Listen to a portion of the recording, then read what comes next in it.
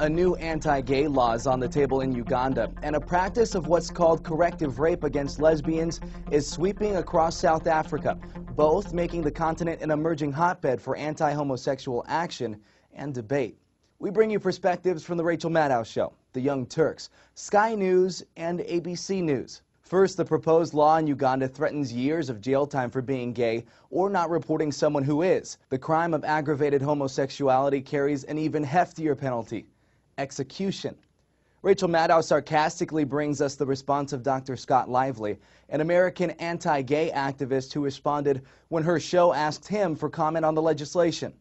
Dr. Lively explained that the impetus for the bill was a lot of external interference from European and American gay activists attempting to do in Uganda what they've done around the world: homosexualize that society. One of their main concerns, explained Mr. Lively, are the many male homosexuals coming into the country and abusing boys who are on the streets. So, I mean, can you really blame them? I mean, of course Uganda wants to execute people for being gay. Maybe a little harsh, but it's a normal reaction to all this pressure that they've been getting. Can you blame them?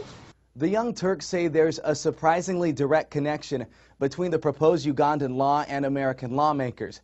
They say the evangelical Christian group of American lawmakers known as the Family has been supporting the Ugandan push. Well, guess who's backing Museveni and Bahati, the two politicians pushing for this law in Uganda?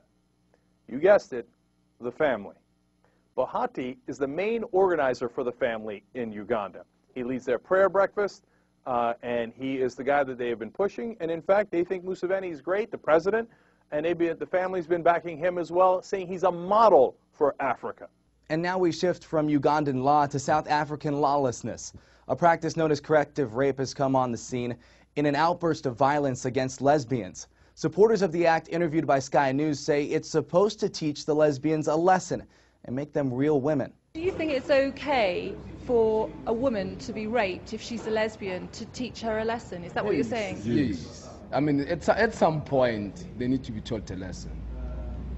But rape is against the law and it's a violent crime. It's not even about teaching them a lesson. It's just making a point. What point? You're a woman. You're a woman. You need to behave like a woman. ABC News interviewed a member of the South African Human Rights Commission who says the attitudes behind corrective rape translate not only to other citizens, but also to the South African government. Of homophobia and distrust and hatred and the demonization of gays and lesbians is as high as what it is. It would be naive to assume that that kind of consciousness doesn't exist within institutions of the state. So what do you think? Are the Ugandan law and rapes in South Africa indicative of a larger issue? And what, if anything, should be done by other world communities to address homosexual issues in Africa? I'm Ryan Takeo for Newsy.com. Multiple sources, the real story.